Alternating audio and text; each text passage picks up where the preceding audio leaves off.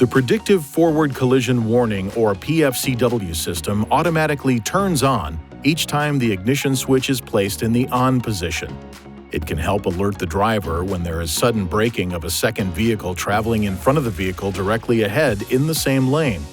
If there is a risk of a forward collision, the system warns the driver by blinking the vehicle ahead detection indicator and sounding an alert. The system operates at speeds above approximately 3 miles per hour.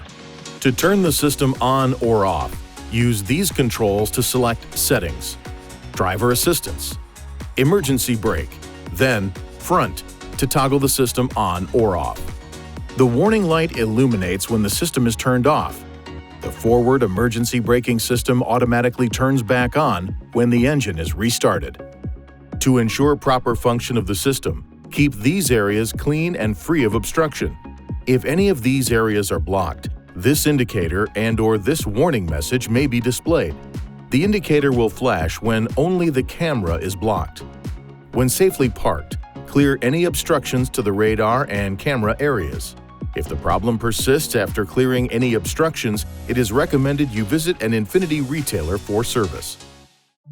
Please see your owner's manual for important safety information, system limitations, and additional operating and feature information.